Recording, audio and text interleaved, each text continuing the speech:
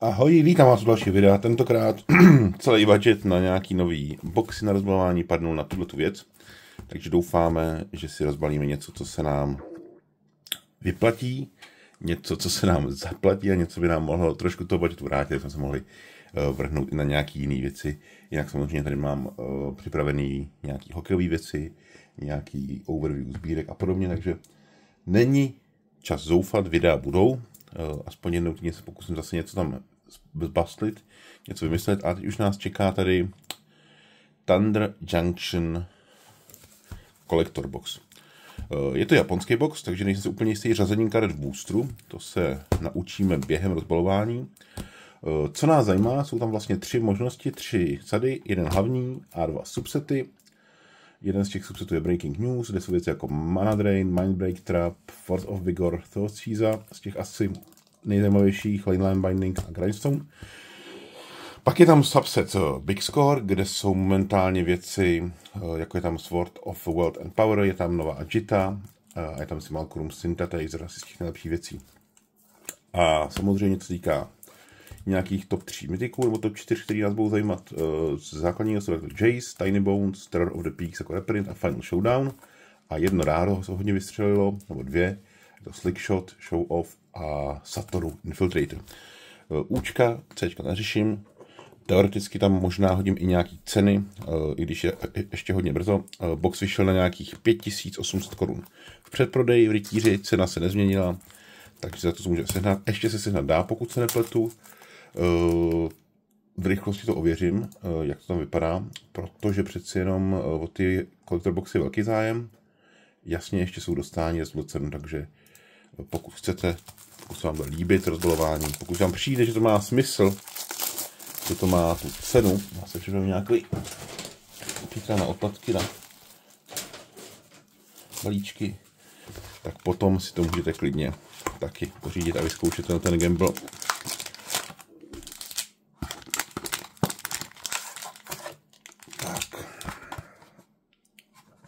Číslo boxu, mám už z těch hokejových karet, zaznamenaný 2, 4, 6 na jedné straně, 2, 4, 6 na druhé straně, perfect size připravený, asi nemá smysl žádný další okolky dělat a podíváme se přímo do balíčku. Tak, ale token. Detention sféra, foilová, asi klasický foil, nevím, z Breaking News, Archmage Charm nefoilový z Breaking News, Bounty Board, to je Commander karta, Borderless, vůbec nevím, jak to tady budu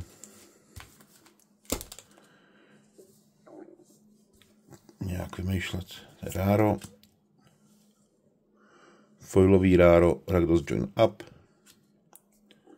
Back for More, Breaking News, Essence Capture, Breaking News. Krásný země mimochodem.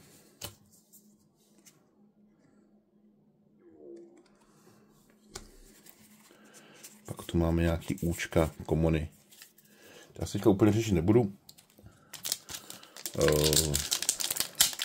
Draft jsem hrál zatím jeden, takže hrál, nadraftoval, ani nehrál. Takže se tu úplně, co týká kvality Ankumaku nemám.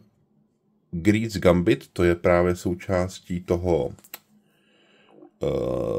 Big Scoreu. Foilový mytik, která se půjde určitě do perfect sizeu. Já se přiznám, že netuším, jak se ještě pohybují tyhle ty v vozovkách horší.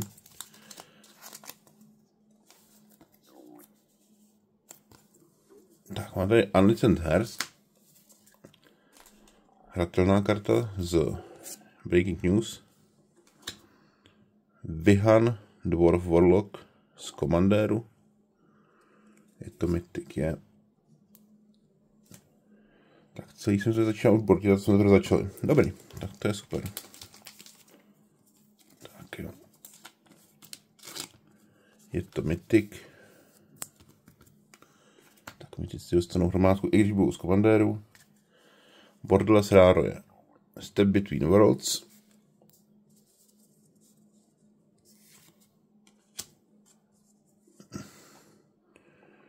Foil Mythic Double Down.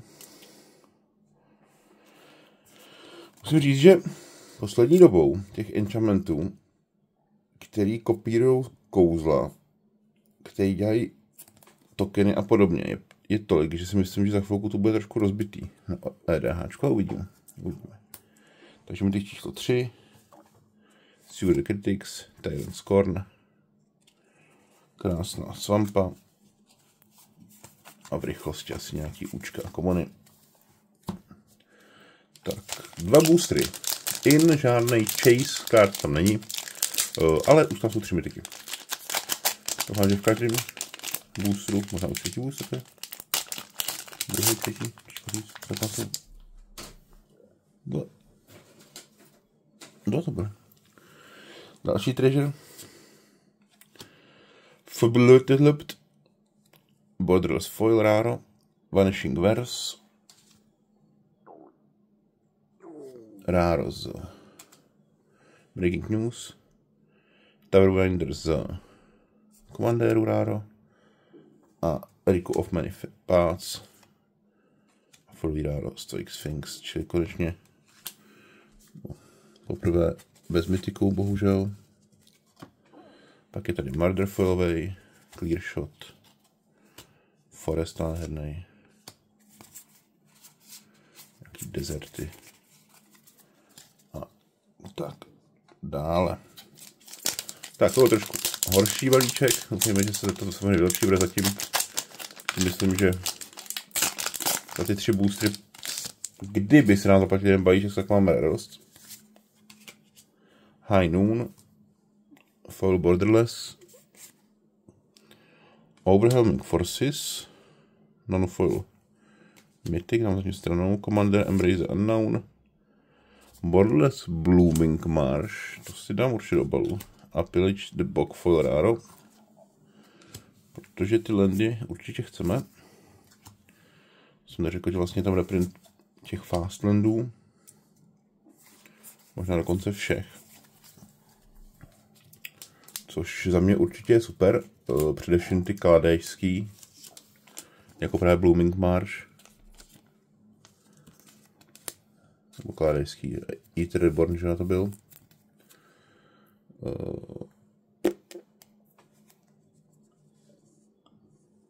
Přemýšlím, kam si to nalazil, na hromádku té mytiků. A Overwhelming Forces si dám na hromádku ke Grease Gambitu, zatím tady mám jeden Grease Gambit, jo.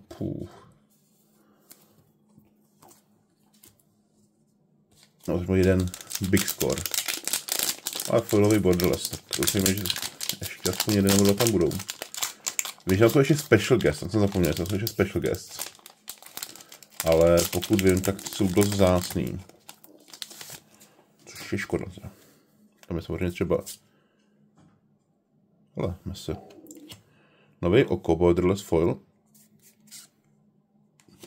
Primal Might. Nepatří sem. Arcane Heist. Obeka. A Ancient. Cornucopia, co by Foilový Mythic. Foilový Mythic z Big Scoreu. Tentokrát není Borderless. Že v úzovkách horší pláně. Tak, nový oko je jedna z těch určitě top 10 karet.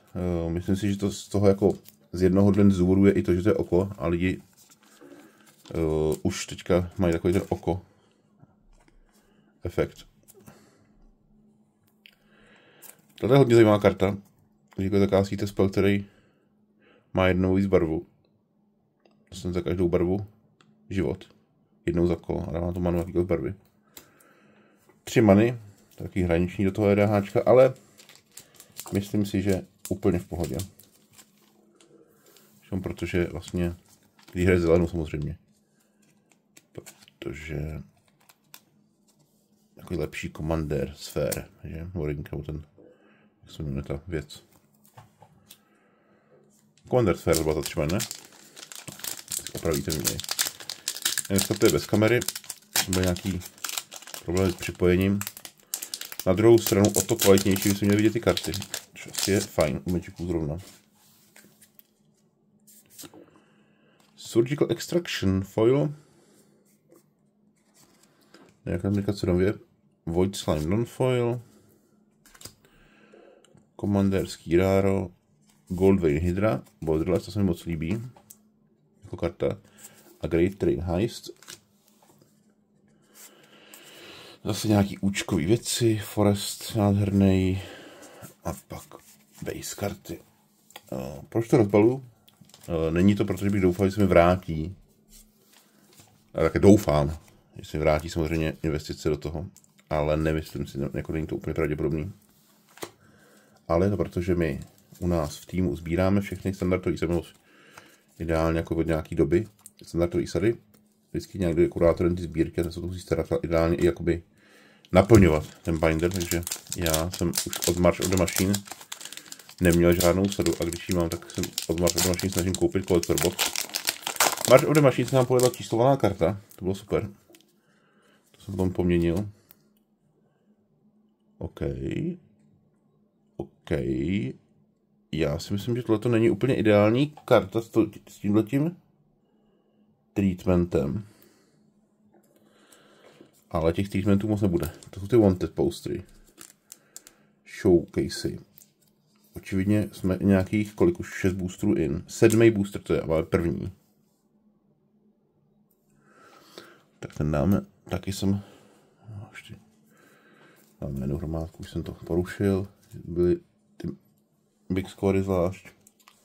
No a hnedka potřebuji další obal, protože už jste viděli určitě, že tady je Leyline Binding. A to je další mytik. Leyline Bindingy jsme rozbalili, myslím, že 2 poslední jsme rozbalili Booster Box Dominaria United. Jeden foil, jeden normál, tak to už je další.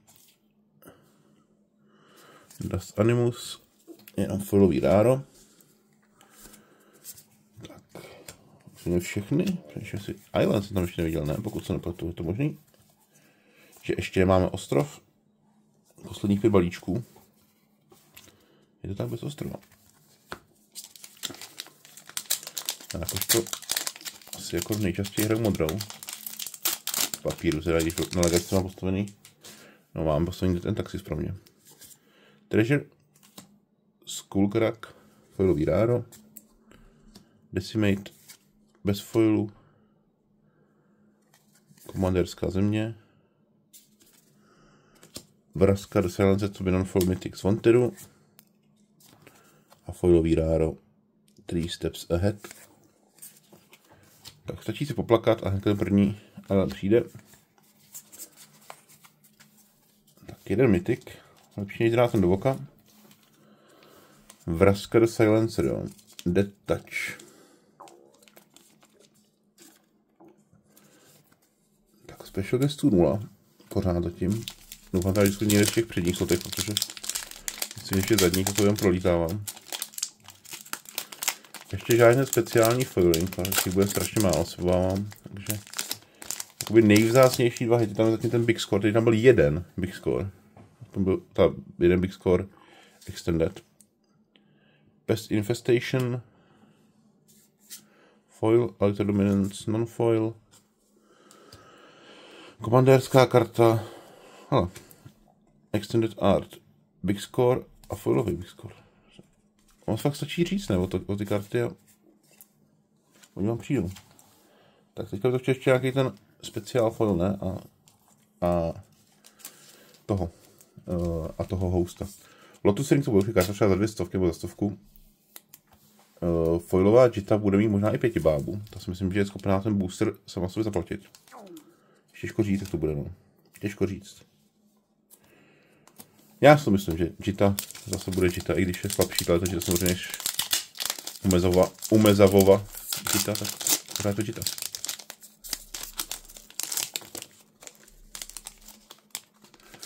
Dáváme jeden charge counter, untapuje do mě, tak dále. Tak jo. A už jsem si myslel, že to je lepší drak. No, nevadí. Pest Infestation další. Kiri jako Mythic z Commandéru. Avaris a foilový Inspiring Vantage.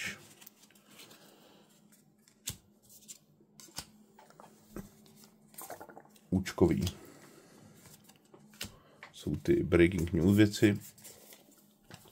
Jak vidět, tak prostě jako 4 sloty na Breaking News v rámci v vozovkách těch lepších karet.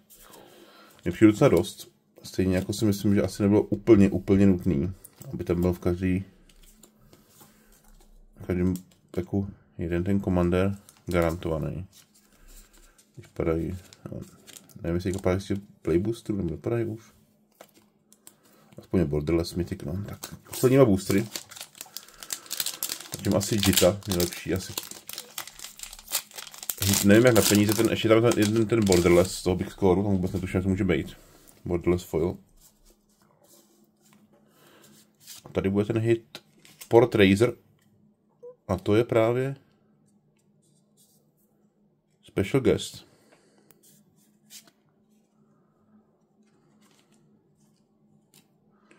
Endless the Tour. Reunited at Dawn. Ariet. Wanted. A asi 3. Obeka do Splitter. Se účkový věci, Island a tak dále. OK. Ariet určitě hezká. Jako Wanted věc. Wanted poster. Showcase, i když nefoilová, takže nepůjde určitě na hromádku asi. Nepůjde. Tam bude, to je jedno. Port Razor, tam vůbec netuším, jako na čem se pohybujeme. Borderless Foil, Mythic, Special Guest. Tak. Poslední balíček.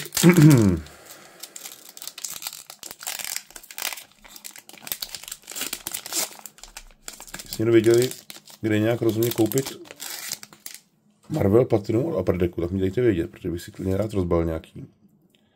Layla Borderless for Rare, tak to nejsem úplně spokojený. Force of Vigor, říkali jsme, jeden z těch top karet na tomto slotu.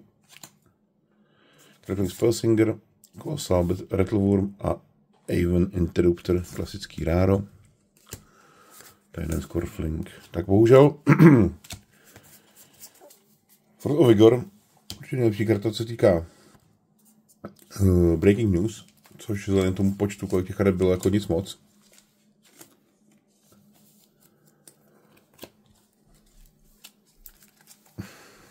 Mythiců docela dost. 1, 2, 3, 4, 5, 6, 7,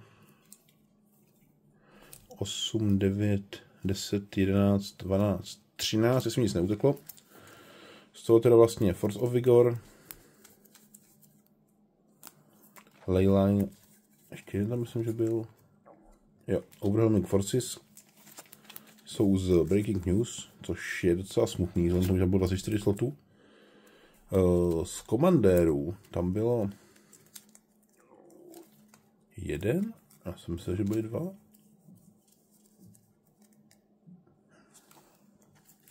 Myslím, že, pardon, že mi byly 2 z Commandérů. Což je jeden naše z balíčků. Byly tam vlastně 3 Most Wanted, z toho jeden foil, jeden mythic, jeden raro. Jenom jedna lenda foilová a jenom jedna lenda showcaseová. Ta Borderless Art, což je docela smutný. Klasických mythiců ze setu 1, 2, 3. Jenom 3 mythiky z klasického setu. To je hodně špatné. Potom tam máme 4 Big Scory, přičemž jeden je Borderless Foil. 2 jsou Classic Foil. Jeden je Borderless. A nakonec Port Razor, co by Special Guest. No, to si myslíte o tomhle boxu? Myslíte, že byl dobrý, průměrný, špatný? Dejte mi do komentářů, dejte like. Samozřejmě budu rád za každý odběr u videa. My se uvidíme u příštích videí, které se budou se věnovat kartám, hrám, možná i nějakému tomu jinému hobby, který mu se věnuju. Tady je ten foilový Borderless Mythic. Tak jo, mějte se fajn a u dalšího videa na viděnou.